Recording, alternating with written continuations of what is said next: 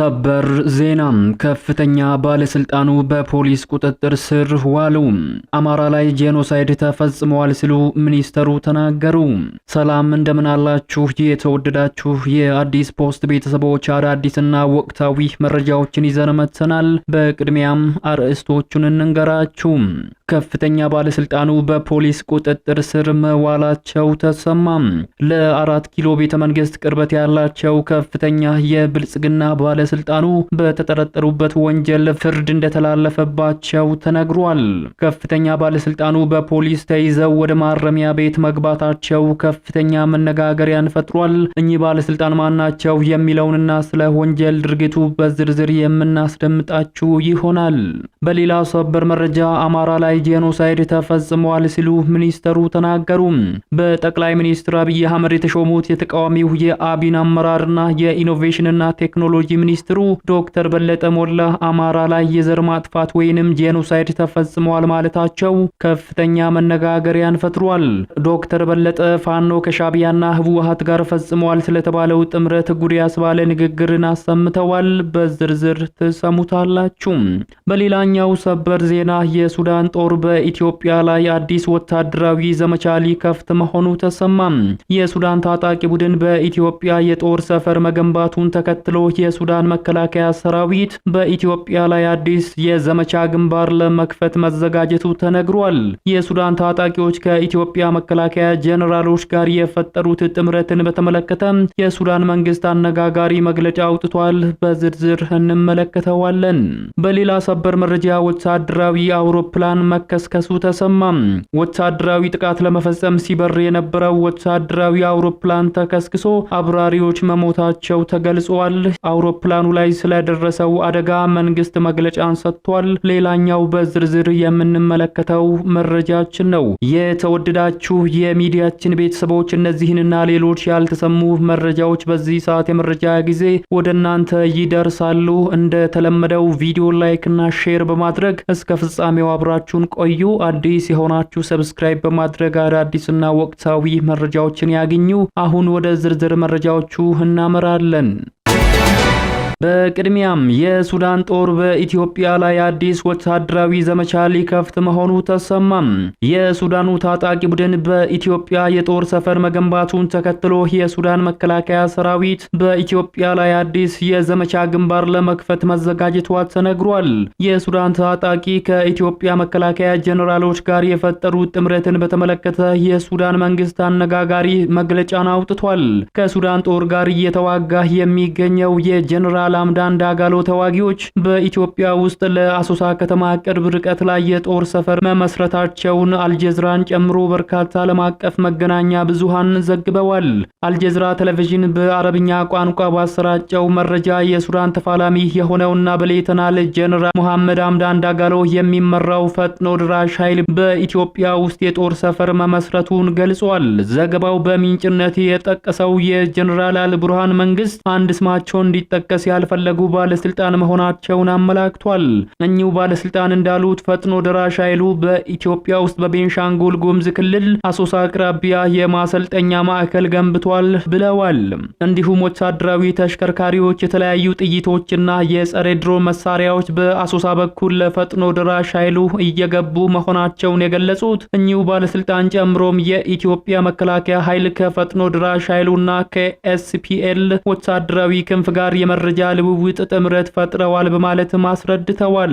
ባለስልጣኑ ንግግራቸውን በመቀጠል በአሶሳ አካባቢ ለፈጥኖ ድራሽ ኃይሉ የተሰጠው ማሰልጠኛም 2 መሆኑንና እነዚህም እስከ 10,000 ወታደሮችን የማስተናገድ አቅም ያላቸው መሆናቸውን አስረድተው ጉዳዩን በበላይነት እየተከታተሉ ያሉት የኢትዮጵያ መከላከያ ጄኔራል የሆኑት ጄኔራል ጌታቸው ጉዲና መሆናቸው ለአልጀዝራ ገልጸዋል።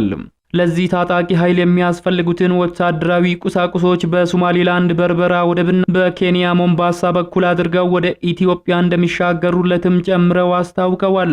ከዚህ በመነሳት የሌተናል ጄኔራል አልቡርሃን ጦር ኃይል በምስራቃዊ የሀገሪቱ ክፍል በኢትዮጵያ ድንበር ላይ አዲስ የጦር ግንባር ለመክፈት በዝግጅት ላይ መሆኑ ተነግሯል።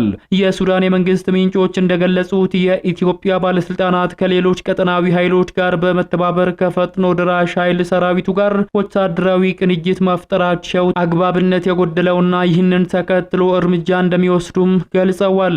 እንደ ተንታኞች ገለጻ ኢትዮጵያ በሱዳን ጦር ጣልቃ መግባቷና አሁን ደግሞ ሱዳን ከፍታለው ያለችው የጦር ግንባር የህዳሴ ግድቡ መገኛ ቀጠና በመሆኑ ከግብጾች ቀጠናዊ ወታደራዊ እንቅስቃሴ ጋር ተዳምሮ ለኢትዮጵያ ከፍተኛ ስጋት ሊሆን እንደሚችልም ተመላክቷል።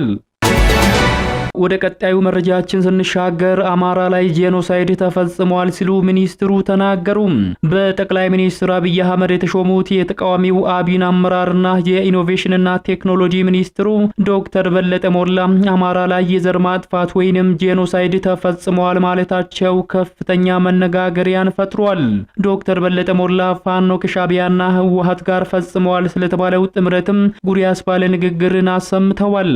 በጠቅላይ ሚኒስትር አብይ አህመድ ከ5 ዓመት በፊት በይፋ የተሾሙት የአብኑ ሊቀመንበር ዶክተር በለጠ ሞላ በትላንትናው ዕለት ከኤንቢሲ ቴሌቪዥን ጋር ሰፊ ቃለ መጠይቅ አድርገዋል። ህልውናው አጠራጣሪ ሁኔታ ውስጥ እንዳለ የሚነገርለት አብን በሊቀመንበሩ በኩል ስለ አማራ ክልሉ ግጭትም በይፋ ተንፍሷል።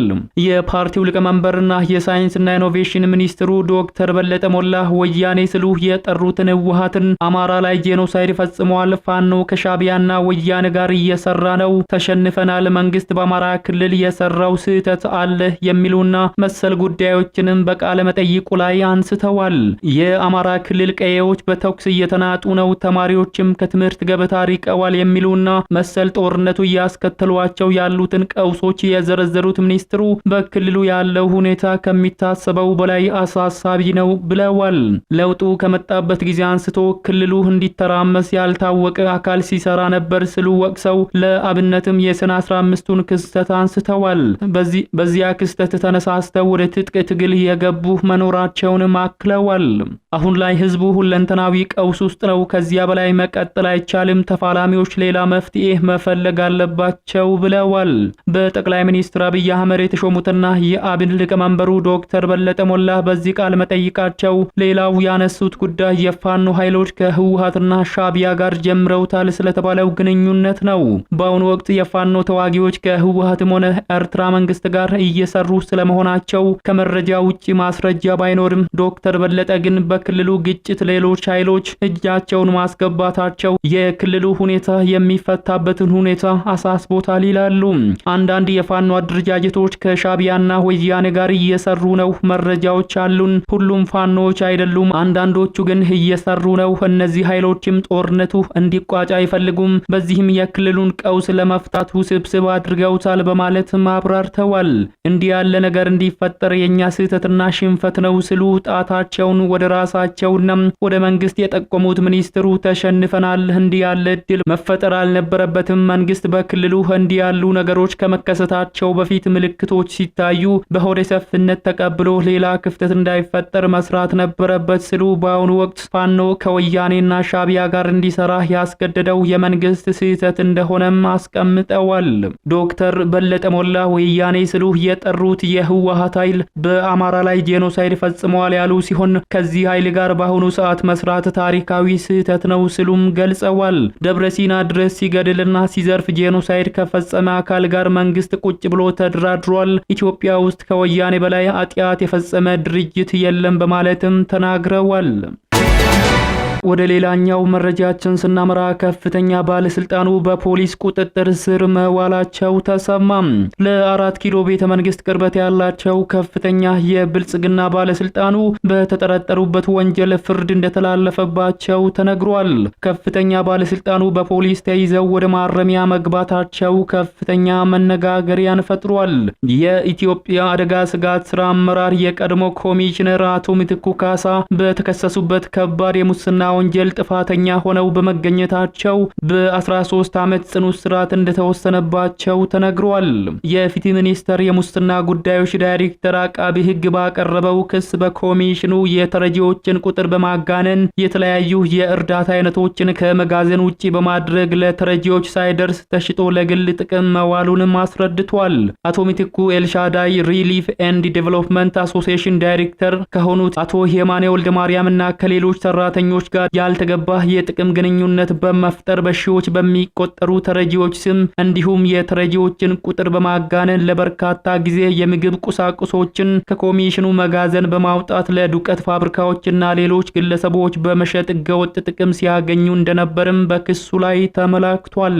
በዚህም በአማራ፣ አፋር፣ በደቡብ ክልል የቀድሞ ክልሎች ውስጥ በሚገኙ የግብረሰናይ ድርጅቶች ማዕከላት ለተረጂዎች ሳይደርስ በመሸጥ ለግል ጥቅም ማዋል ብድርና ድጋፍ በሚል ሰበብ በህገወጥ መንገድ ከኮሚሽኑ በ100 ሚሊዮን የሚገመት ለእርዳታ ድርጅቱ በገንዘብ መልክ መስጠቱን አቃቢ ህግ አስረድቷል። ለዚህም በአቶ ምትኩ ካሳ ቤተሰቦች ስም ከኤልሻዳይ ድርጅት በተለያዩ ጊዜ ክፍያ መፈጸሙን ነው በክሱ ላይ የተጠቆመው።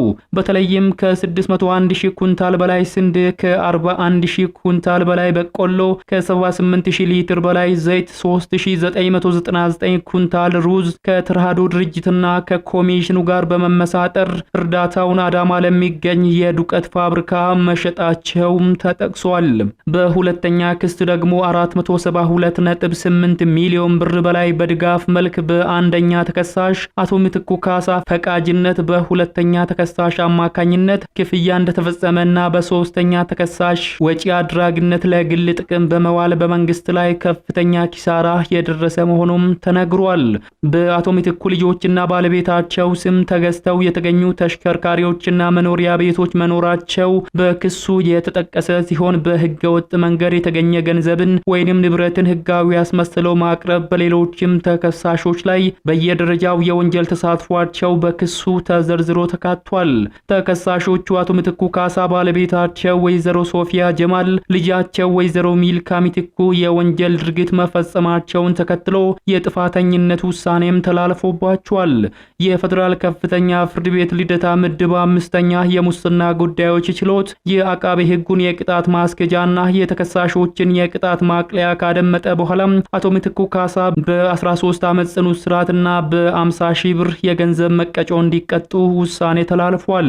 በተጨማሪም በአቶ ምትኩ ካሳ ባለቤት ወይዘሮ ሶፊያ ጀማል ላይ የ8 ዓመት ከ4 ወር እስራትና 3000 ብር የገንዘብ መቀጮ እንዲቀጡ እንዲሁም ልጃቸው ወይዘሮ ሚልካ ምትኩ 5 ዓመት እስራትና 3000 ብር የገንዘብ መቀጮ እንዲቀጡ ውሳኔ ተላልፏል። በመጨረሻም ወታደራዊ አውሮፕላን መከስከሱ ተሰማ። ጥቃት ለመፈጸም ሲበር የነበረው ወታደራዊ አውሮፕላን ተከስክሶ አብራሪዎች መሞታቸው ተገልጿል። አውሮፕላኑ ላይ ስለደረሰው አደጋ መንግስት መግለጫ ሰጥቷል። የሩሲያ መንግስት ሚዲያዎች እንደገለጹት ከሆነ የሩሲያ ወታደራዊ አውሮፕላን ተከስክሶ በውስጡ የነበሩት 7 ሰዎች ሞተዋል። በሩሲያ ወታደራዊ አውሮፕላን AN-22 ኤንቴይን ትላንት ሌሊት በኢቫኖቮ ክልል ውስጥ በመከስከሱ 7 የአውሮፕላኑ ሰራተኞች በሙሉ መሞታቸውን የሞስኮ ሚዲያዎች የሩሲያ የምርመራ ኮሚቴን በመጥቀስ ዘግበዋል። በኢቫኖቮ ክልል የተከሰተው የAN-22 አውሮፕላን ሰራተኞች በህይወት አልተረፉም ሲል ሪያ ኖቪቲ የምርመራ ኮሚቴ ጠቅሶ ዘግቧል። ሁሉም የአውሮፕላኑ ሰራተኞች ሞተዋል።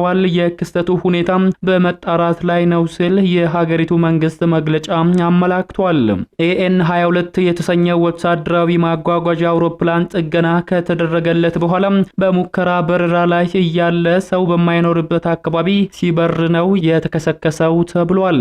የተወደዳችሁ የሚዲያችን ቤተሰቦች ለሰዓቱ ያዘጋጀንላችሁ መረጃዎች የተከታተላችሁትን ይመስሉ ነበር። ከሰዓታት በኋላ በሌሎች አዳዲስ መረጃዎች ዳግም እስከምንገናኝ በያላችሁበት መልካሙን ሁሉ ተመኘን።